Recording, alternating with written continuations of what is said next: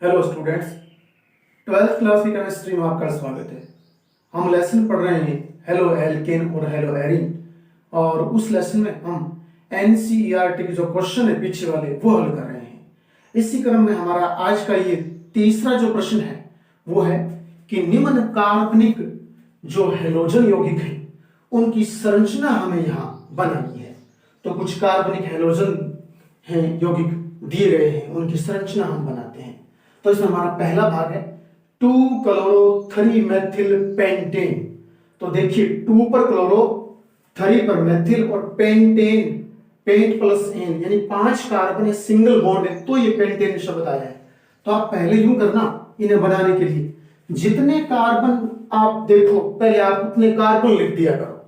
जैसे पेंटेन है तो पेंट प्लस एन यानी 5 कार्बन, उनके बीच सिंगल बॉन्ड है तो पेंटेन बन जाएगा। तो मैं यूं करता हूं समझाने के लिए, पहला मैं 5 कार्बन इस प्रकार यूं लिख देता हूं आपके सामने। 5 कार्बन इस प्रकार से मैंने यूं लिख दिए, ठीक है। और अब हम किसी भी साइड से पहले इनको काउंटिंग कर दें, कोई दिक्कत नहीं है। जैसे मैं इसी साइड से काउंटिंग कर देता हूं, इनको नंबरिंग कर देता हूं इन 5 कार्बन को, ठीक है ना। अब पढ़िए 2-क्लोरो-3-मेथिल, 2 पर क्लोरो कर देते हैं, 3 पर मेथिल कर देते हैं। तो यहां 2 पर तो क्लोरो कर देते हैं, 3 पर मेथिल कर देते हैं, और देखते हैं कि कार्बन के 4 बॉन्ड पूरे हैं कि नहीं। तो अब आप देखोगे, निगाह डालोगे तो प्रत्येक कार्बन के 4 बॉन्ड पूरे हो रहे हैं। तो अब हम देखते हैं कि वास्तव में क्लोरो और मेथिल जो पोजीशन लगी वो सही है क्या। हाँ, क्लोरो पहले आता है, क्योंकि क्लोरो का आप नाम लिखते हो तो CHLORO, तो इसमें C आता है। मेथिल में METHYL, तो इसमें M आता है। तो क्लोरो पहले आता है, तो क्लोरो 1 नंबर से जस्ट 2 नंबर पर क्लोरो ही आएगा, क्योंकि क्लोरो पहले आता है, मेथिल तो बाद में, तो मेथिल 3 नंबर पे आ रहा है। तो इस प्रकार से अपना ये बन गया। फिर उसके बाद में दूसरा para bromo chlorobenzene, para bromo chlorobenzene, और बेंजीन लिखा है। तो मैं यूं करता हूं, पहले तो हम यहां बेंजीन बना लेते हैं। तो हमने ये बेंजीन बना दी, इसी प्रकार बना देते, कोई दिक्कत नहीं है। फिर देखिए पैरा शब्द लिखा है, तो अब कहीं से चले हम, इस पर तो आप जानते हो ऑर्थो मेटा पैरा पोजीशन होती है, बेंजीन बड़ी अपनी होती है, और वैसे नंबरिंग के हिसाब से 6 कार्बन वाली पोजीशन होती है। तो पैरा ब्रोमो, तो अपने यूं करते हैं, 1 मिनट में यहां Br लगा देता हूं, ठीक है ना, यहां Br लगा देता हूं। और फिर है क्लोरोबेंजीन, तो पैरा पर ब्रोमो, 1 मिनट देख लेते हैं, पैरा पर ब्रोमो, तो हमने ब्रोमो यहां लगा दिया।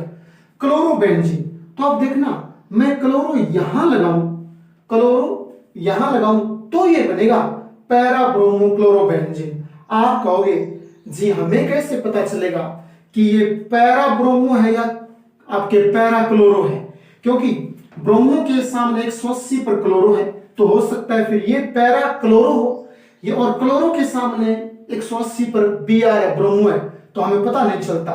तो एक बात आप ध्यान रखना, जब आप ऑर्थो मेटा पैरा बताओ, यानी इसमें भी तो पैरा ब्रोमो पूछा है, तो ऑर्थो मेटा पैरा जब पूछे और हेलोजन लगे तो आप एक क्रम जानते हो, ऊपर से नीचे की तरफ, फ्लोरो, क्लोरो, ब्रोमो और आयोडो, ये क्रम जानते ना। अब जो हेलोजन श्रेणी में ऊपर है उसे आप प्रमुख मानोगे, जो हेलोजन श्रेणी में प्रमुख है आप उसे प्रमुख मानोगे, उसकी तरफ से आप चलना शुरू करोगे। तो बताना मेरे को, अपने पास Br और Cl 2 है, मैंने यहां Cl यहां Br लगा दिया, तो बताना मेरे को श्रेणी में ऊपर कौन आ रहा है, ऊपर तो क्लोरो आ रहा है, तो मैं क्लोरो की तरफ से चलूंगा। तो क्लोरो के इस साइड में यहां वाली ऑर्थो, यहां वाली मेटा, यहां वाली पैरा, कोई दिक्कत नहीं, इस साइड से भी आ सकता हूं, ये वाली ऑर्थो मेटा पैरा। मेरी बात आपने गौर से सुनी क्या, मैंने कहा श्रेणी में जो समूह ऊपर होगा वो प्रमुख होगा, आप उससे स्टार्ट कीजिए। तो श्रेणी में अपने पास तो देखो Cl और Br 2 लगे, तो Cl ऊपर आता है, श्रेणी में ऊपर आता है, यानी कहने का अर्थ हेलोजन वर्ग में Cl ऊपर आता है, ऊपर आता है प्रमुख हो जाएगा, मैं उसकी तरफ से चलूंगा। तो मैं यहां Cl से चलूंगा, तो Cl से यहां देखिए, Cl से इस साइड में पहले ऑर्थो, जस्ट बाद वाली मेटा, जस्ट सामने 180 पर पैरा होती है, तो ये पैरा ब्रोमो क्लोरोबेंजीन है। पैरा पर कौन है? पैरा पर ब्रोमो है, ठीक है ना, और फिर पीछे कौन है? क्लोरोबेंजीन है। तो पैरा ब्रोमो क्लोरोबेंजीन। उम्मीद करता हूं समझ आया होगा। फिर उसके बाद में तीसरा है 1 क्लोरो 4 एथिल साइक्लोहेक्सेन। ये देखिए, ये वर्ड सुनिए पहले, साइक्लोहेक्सेन। हेक्स 6 कार्बन होते हैं, एन सिंगल बॉन्ड, तो 6 carbon single bond, cyclo, cyclo चक्रीय, तो चक्रीय। ध्यान देना, ये वाली मैं यहां एक पोजीशन बना रहा हूं आपके सामने, ठीक है ना, ये वाली जो आपको देखने में बेंजीन जैसी लगेगी, इसमें 6 कार्बन है और सिंगल सिंगल बॉन्ड है। अभी तक सिंगल सिंगल बॉन्ड है, तो वास्तव में ये साइक्लोहेक्सेन है। अगर मैं यहां राउंड कर देता हूं तब तो ये बेंजीन बन जाएगी। अगर मैं राउंड हटा दूं, अब ये साइक्लोहेक्सेन है। और हां, अगर मैं ये पोजीशन कर देता हूं तो भी क्या? तो भी बेंजीन है। तो अब भी बेंजीन है। अगर बीच में और मैं राउंड कर देता हूं तो आवश्यकता अनुसार बंद पूरे तो भी बेंजीन है। लेकिन अगर मैं ये हटा देता हूं ये बंद, तो अब ये साइक्लोहेक्सेन है। जब बेंजीन के सारे बंधों को आप हटा देते हो तो ऑटोमेटिकली वो साइक्लोहेक्सेन बन जाती है। तो ये साइक्लोहेक्सेन है। तो यहां देखिए, साइक्लोहेक्सेन तो पूरा हुआ हमारा। अब बात है 4 एथिल। 4 पर एथिल है, 1 पर क्लोरो है। 4 पर तो कौन है? एथिल है, 1 पर क्लोरो है। मैं यूं करता हूं, मैं यहां क्लोरो लगा लेता हूं, यहां क्लोरो लगा लेता हूं। और अब इसको मैं 1 मान लेता हूं। अरे चिंता वाली बात नहीं है, मैं चाहता तो मैं यहां क्लोरो लगा देता, क्या दिक्कत है? मैं इसको 1 मान लेता, इसको मैं 1 2 3 4 5 और 6। समझ रहे हो मेरी बात को? इस प्रकार से। और मैं अगर और किसी साइड में मान लूं क्लोरो तो क्या दिक्कत है? मैं उसे यहां 1 क्लोरो मानूंगा।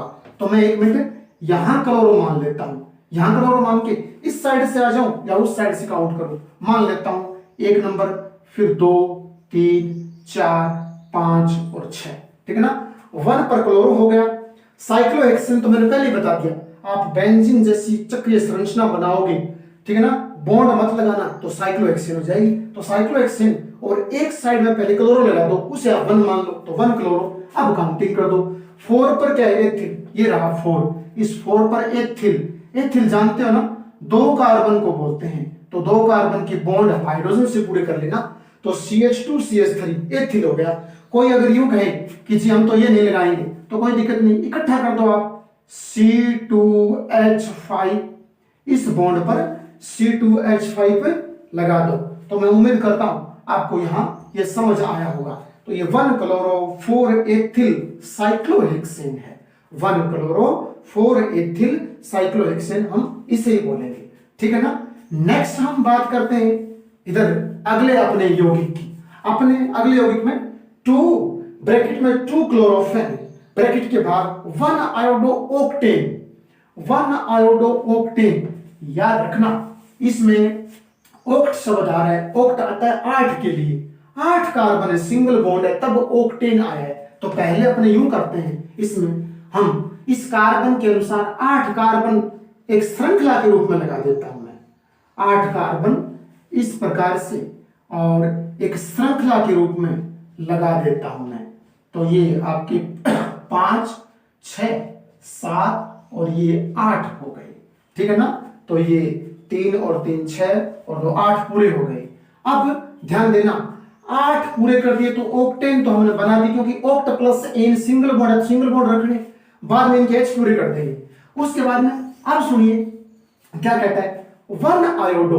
तो आप चाहे इस साइड से चलो चाहे इस साइड से चलो, आप आयोडो लगा दो 1 नंबर पर। तो मैं इस साइड से यहां 1 नंबर पर आयोडो लगा देता हूं, ठीक है ना। इस कार्बन को मैंने 1 2 3 4 5 6 इस प्रकार से यूं मान लिया, और अब हमने 1 नंबर पर आयोडो कर दिया, तो 1 नंबर पर आयोडो ओक्टेन हो जाएगा। अभी हम इनके बंधों की संख्या पूरी कर देंगे। फिर उसके बाद में लिखा है 2 पर देखिए, 2 पर 2 क्लोरोफेनिल। 2 पर इसका अर्थ है, ये बाहर वाला 2 है ना, बाहर वाला 2 ये इसको बता रहा है, यानी इस कार्बन पर यहां कुछ आएगा वो 2 हो जाएगी, और इस 2 वाले कार्बन पर क्या आएगा, यहां आएगा 2 क्लोरोफेनिल। फेनिल जानते हो ना, मैं उम्मीद करता हूं जानते हो, IUPAC पद्धति में फेनिल हम बेंजीन को बोलते हैं। तो मैं यहां इस प्रकार से पहले और आपके बेंजीन लगा देता हूं।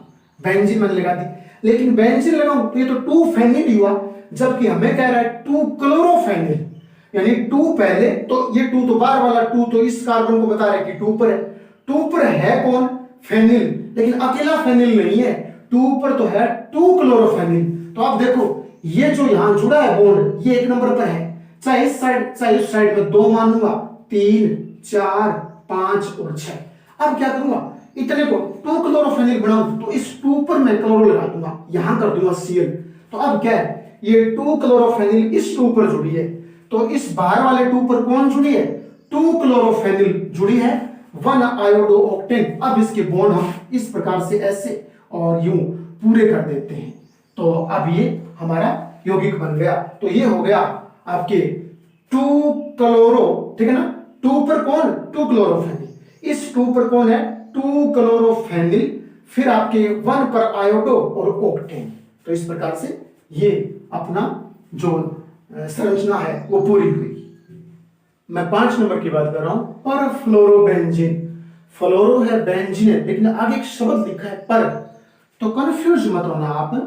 जब भी आपको कोई इस प्रकार से यूं दे, क्लोरोबेंजीन, फ्लोरोबेंजीन, ब्रोमोबेंजीन, आयोडोबेंजीन, ऐसा कुछ दे, लेकिन आगे पर शब्द लगा दे, तो कंफ्यूज होने वाली बात नहीं है। बेंजीन बनाइए और उसकी हर पोजीशन पर क्या कीजिए, हर पोजीशन पर आप H हटाकर जो कहा है वो जोड़ दीजिए, जो बताया है वो जोड़ दीजिए। हमें कहा है पर फ्लोरोबेंजीन, तो पहले बेंजीन बनाइए, और फ्लोरो दिया है तो हम हर H को हटाकर फ्लोरो जोड़ देंगे। अगर पूछे पर क्लोरोबेंजीन तो Cl जोड़ देंगे, अगर कहे पर ब्रोमोबेंजीन तो Br जोड़ देंगे, पर आयोडोबेंजीन तो फिर I जोड़ देंगे। तो इस प्रकार से हम बेंजीन बनाकर और उसमें प्रत्येक कार्बन पर H हटा दीजिए, हटे हुए H पर और फ्लोरो, क्लोरो, ब्रोमो, आयोडो जोड़ करके पर वाला यौगिक बनाइए। तो ये हमारा पर फ्लोरोबेंजीन कंप्लीट हुआ। उसके बाद में नेक्स्ट छठा जो है वो है 4 तृतीयक ब्यूटिल 3 आयोडोहेप्टेन।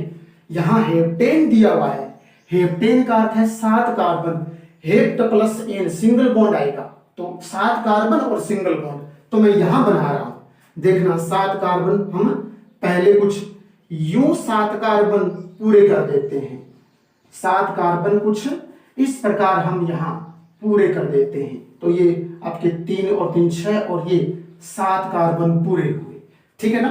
अब सुनिए, तो आयोडोहेप्टेन, तो अब हमें 3 नंबर पोजीशन पर आयोडो लगाना है, तो कोई दिक्कत नहीं, आप इस साइड से काउंट कर लीजिए, 1 और 2 3 4 5 6 और 7, ठीक है ना। आप 3 पर आयोडो, 3 पर आयोडो, तो 3 पर मैं आई जोड़ देता हूं, यह बन गया 3 आयोडोहेप्टेन। 3 आयोडोहेप्टेन तो हमने पूर्ण कर लिया। नेक्स्ट इधर आइए, 4 तृतीयक ब्यूटिल, 4 नंबर कार्बन पर, 4 नंबर कार्बन तो ये रहा, यहां इसकी बात कर रहा है, इस पोजीशन पर क्या लगाना है, 4 पर, 4 पर लगाना है तृतीयक ब्यूटिल। पहले सुनिए तृतीयक ब्यूटिल क्या होता है, मैं बताता हूं आपको। एक कार्बन के आप जानते हो 4 बॉन्ड होते हैं, अगर एक कार्बन के 4 में से 3 बॉन्ड पर कोई एल्किल ग्रुप जुड़ा हो और एक बॉन्ड मुक्त हो, मुक्त बॉन्ड है वो यहां कहीं आ जाएगा, एक बॉन्ड मुक्त हो, तो ये जो बन गया ये तृतीयक ब्यूटिल कहलाता है। कुछ भी तृतीयक ब्यूटिल, जैसे मैं यहां मुक्त बॉन्ड पर OH लगा दूं तो मैं बोलूंगा ये तृतीयक ब्यूटिल एल्कोहल है, मैं यहां इस पर NH2 लगा दूं तो मैं बोलूंगा ये तृतीयक ब्यूटिल एमीन है।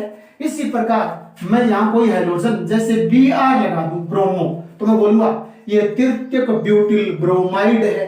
तो याद रखना, एक कार्बन के 4 बॉन्ड में से कोई 3 बॉन्ड पर तो एल्किल हो, एक बॉन्ड मुक्त हो, मुक्त बॉन्ड पर हम कुछ जोड़ देंगे, तो ये पोजीशन हमेशा तृतीयक ब्यूटिल कहलाती है। इस तृतीयक ब्यूटिल को आप यहां ले आइए, तृतीयक ब्यूटिल को मैं यहां कुछ इस तरीके से लिख देता हूं, इस प्रकार से, ठीक है ना। ये तृतीयक ब्यूटिल यहां आप ले आइए, इसको यहां लिख दीजिए। हमने यहां तृतीयक ब्यूटिल को इस प्रकार से यूं लिख दिया और अब इस मुक्त बॉन्ड को कार्बन पर जोड़ दिया। तो ये 4 पर क्या है, 4 नंबर पर कार्बन पर कौन है, 4 नंबर कार्बन पर तृतीयक ब्यूटिल है। तीन नंबर कार्बन पर कौन है? आयोडो है। तो 4 तृतीयक butyl 3 iodo, 7 carbon hept, single single bond तो इन हेप्टेन। तो ये बन गया 4 तृतीयक butyl 3 iodo heptane. Next 7 number देखिए, 1 ब्रोमो 4 द्वितीयक ब्यूटिल 2 मेथिल बेंजीन। 1 ब्रोमो है, 4 द्वितीयक ब्यूटिल है, 2 पर मेथिल और बेंजीन है। तो पहले इसको नोट कीजिए, बेंजीन। आप यहां इस प्रकार से पहले बेंजीन बना लीजिए, सारी समस्या हल हो जाएगी। अब देखिए बेंजीन बनाने के बाद में ये कहता है 1 ब्रोमो, इसी बेंजीन के ऊपर आप कहीं पर भी पहले ब्रोमो लगा दीजिए। मैं इसी पर लगा लेता हूं Br ब्रोमो, ठीक है ना। इसको बोलता हूं मैं 1 नंबर, 2 नंबर, 3 और 4, 5 और 6, इसी पर बन जाएगा सारा कुछ। 1 ब्रोमो, तो देखिए 1 पर ब्रोमो आ गई, किस पर? बेंजीन के ऊपर। ये बेंजीन है तो हमने बेंजीन बना ली, उस पर 1 ब्रोमो, तो 1 ब्रोमो कर दिया। फिर उसके बाद में 4 द्वितीयक ब्यूटिल और 2 मेथिल, पहले 2 पर आ जाइए, 2 मेथिल, 2 पर 2 मेरे को ये दिख रहा, इस पर मेथिल कर देता हूं। मेथिल एक कार्बन वाला CH3 होता है। और फिर 4 द्वितीयक ब्यूटिल, ये देखिए इस 4 पर आ जाऊंगा, 4 पर इस प्रकार से यहां बॉन्ड कर दूंगा। यहां एक शब्द आया है 4 पर, मैंने 4 पर जोड़ दिया। कौन? द्वितीयक ब्यूटिल। जानते हो क्या द्वितीयक ब्यूटिल? द्वितीयक ब्यूटिल हम इस पोजीशन को बोलेंगे, ठीक है ना। इस पोजीशन को मैं एक प्रकार से द्वितीयक ब्यूटिल बोलूंगा। जब यहां कोई बॉन्ड आएगा, ये बॉन्ड मुक्त रखूंगा, ये बॉन्ड मुक्त रखूंगा, तो मैं यूं बोलूंगा, जब एक CH के साथ, जब एक CH के साथ और कोई 2 एल्किल ग्रुप जुड़ जाएं और टोटल कार्बन की संख्या 4 हो जाए, एक CH के साथ 2 एल्किल ग्रुप जुड़ जाएं, टोटल कार्बन की संख्या 4 हो जाए, वो द्वितीयक ब्यूटिल होता है। कौन होता है? द्वितीयक ब्यूटिल। तो अब क्या करूंगा मैं, इसे देखना 1 2 3 4 कार्बन है, तो ब्यूट है, तो ये ब्यूटिल है, ठीक है ना। और CH के साथ 2 ग्रुप हैं, CH के साथ एक इधर 1 कार्बन वाला, एक इधर 2 कार्बन वाला, तो एक में कार्बन 2 है, एक में कार्बन 1 है ग्रुप में, और किसके साथ? CH के साथ। तो फिर ये आपके द्वितीयक ब्यूटिल हो गया। इस द्वितीयक ब्यूटिल को हम यहां इस तरह लगा देते हैं, ठीक है ना, द्वितीयक ब्यूटिल। तो ये 4 नंबर पर है द्वितीयक ब्यूटिल। तो 4 नंबर पर द्वितीयक ब्यूटिल लग गया, 2 पर मेथिल लग गया, 1 पर ब्रोमो लग गया, ठीक है ना। तो ये आपको हमने यौगिक की संरचना बन गई। तो क्या बन गई? 1 ब्रोमो, 4 पर द्वितीयक ब्यूटिल, ठीक है ना, 2 पर मेथिल और बेंजीन। उम्मीद करता हूं समझ आया होगा। फिर लास्ट एंड फाइनल है 1,4 डाइब्रोमो ब्यूट। ब्यूट का मतलब है 4 कार्बन, और 2 इन यानी 2 नंबर कार्बन पर डबल बॉन्ड है, तो 2 इन डबल बॉन्ड के लिए आता है। तो पहले 4 कार्बन बनाओ, 2 नंबर कार्बन पर डबल बॉन्ड लगा लीजिए, यौगिक बन जाएगा। मैं यहां बनाता हूं, 1 मिनट आप यूं देखिए, और ये अपने इससे बना देंगे। अब देखो मैं कहीं से गया हूं, 4 कार्बन है तो ब्यूट मेरा पूरा हुआ। 2 पर इन, तो मैं कहीं से आऊं, 1 2 3 और 4।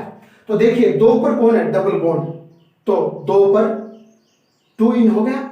इधर से आता तो भी क्या था? इस साइड से आ जाइए तो भी वही बात आएगी, 1 2 3 और 4। अब भी क्या? 2 नंबर पर डबल बॉन्ड आ रहा है। जानते हो ना 2 और 3 के बीच डबल बॉन्ड है तो कम की तरफ काउंट होता है, तो 2 नंबर पर आएगा। तो अब भी 2 पर ब्यूट है, तो 2 ब्यूट है ये, तो ब्यूट 2 इन, हाँ ब्यूट 2 इन सही हो रहा है।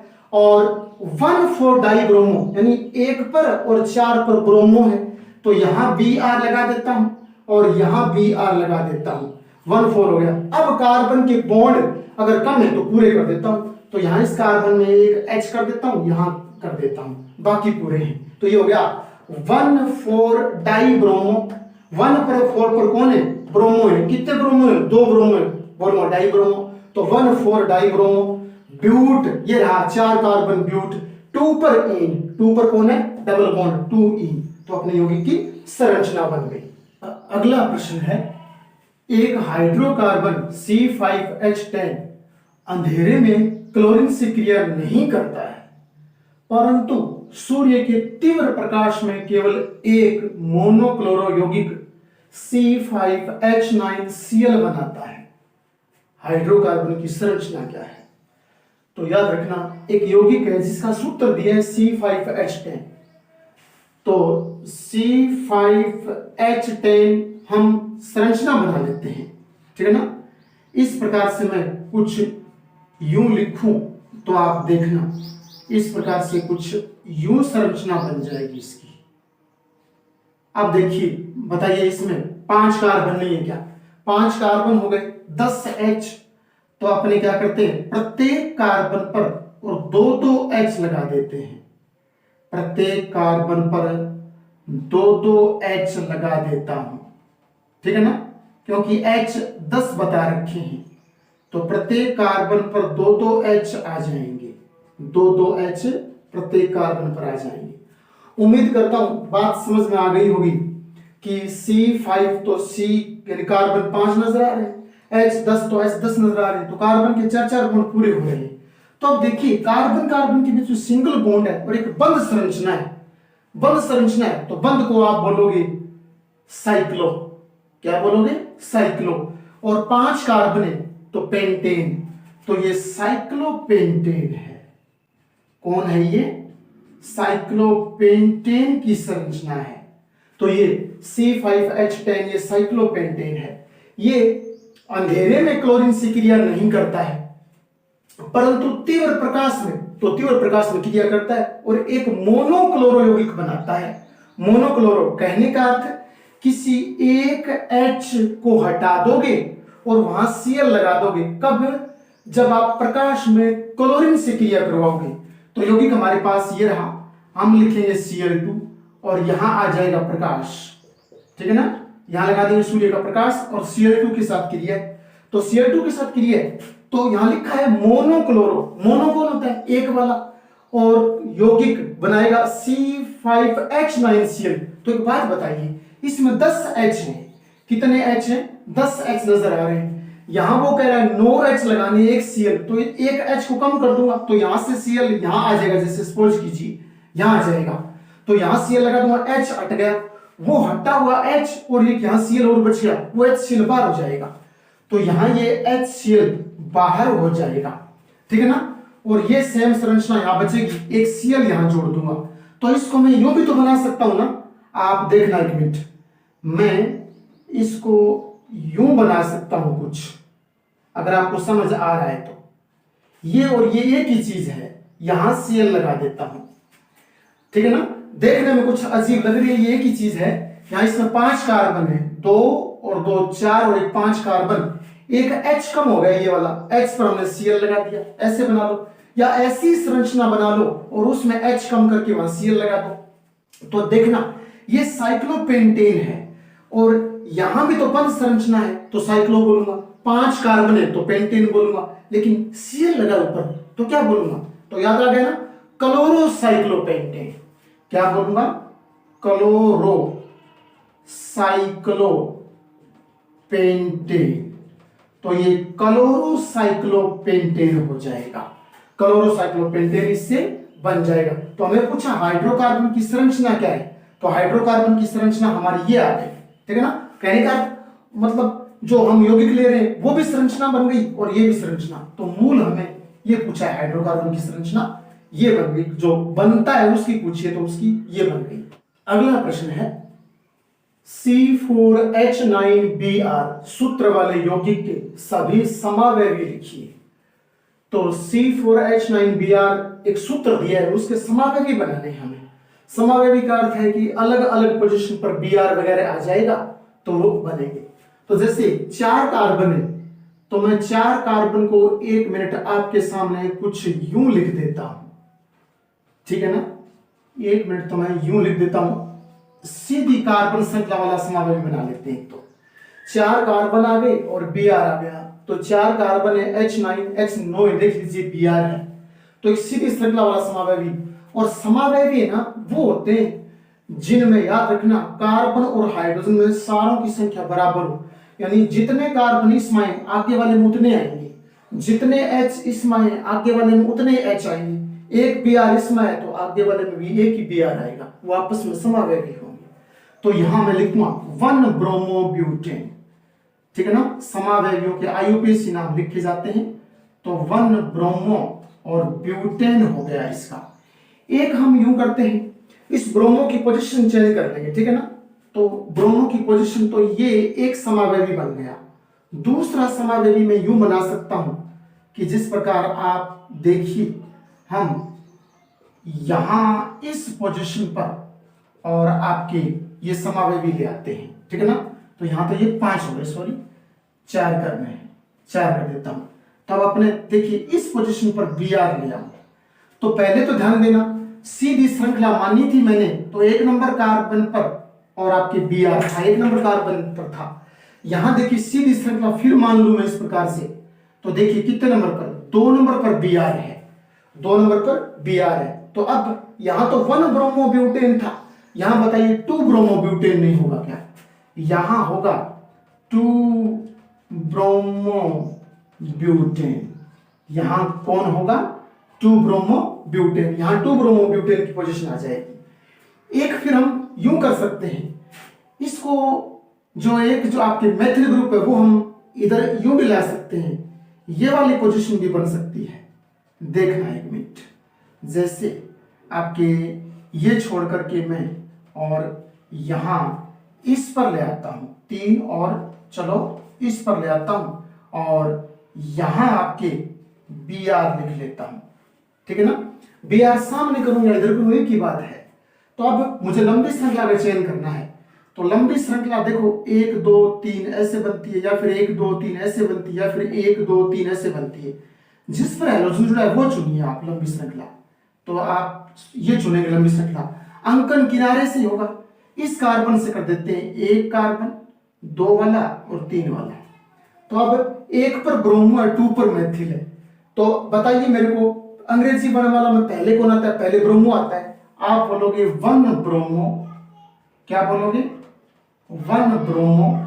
उसके बाद पर 2 कौन है? 2 पर मेथिल, 2 मेथिल, 1 ब्रोमो 2 मेथिल, और 3 कार्बन श्रृंखला में, तो बोलोगे प्रोपेन।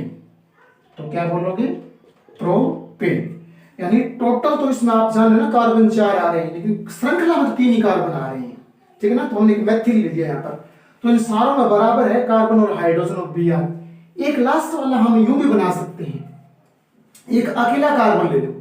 जैसे एक अकेला कार्बन लेकर मैं इस पर ये वाली पोजीशन लगा दूं, ये वाली पोजीशन। तो बताना मेरे को कि पूरा हो रहा है कि नहीं हो रहा। इसमें कार्बन आपको 4 नजर आ रहे हैं, H9 नजर आ रहे हैं, तो हमारे में कार्बन 4 H9 एक बी आर नजर आ रहा है कि नहीं आ रहा? अब आप इसमें ये बनाओगे तो वैसे तृतीयक आपके ब्यूटिल ब्रोमाइड है, लेकिन हमें तो आईयूपीएसी नाम बताने हैं। तो आईयूपीएसी पद्धति में लिखोगे तो लंबी कार्बन श्रृंखला का चयन आप यूं कर लीजिए, यूं करोगे, किनारे से अंकन करो 1 2 और 3। तो आप बोलोगे 2 पर तो ब्रोमो है, 2 पर मेथिल है। तो पहले देख लीजिए किसको बोलोगे, पहले ब्रोमो को बोलोगे। तो 2 ब्रोमो 2 मेथिल, क्या बोलोगे? 2 ब्रोमो 2 मेथिल, 2 ब्रोमो 2 मेथिल, और श्रृंखला में कितने कार्बन है? 3 कार्बन, तो बोलोगे प्रोपेन। तो 2 ब्रोमो 2 मेथिल प्रोपेन। इस प्रकार इस सूत्र से और 4 समावेवी बनते हैं। ये आपस में संरचना समावेवी कहलाते हैं।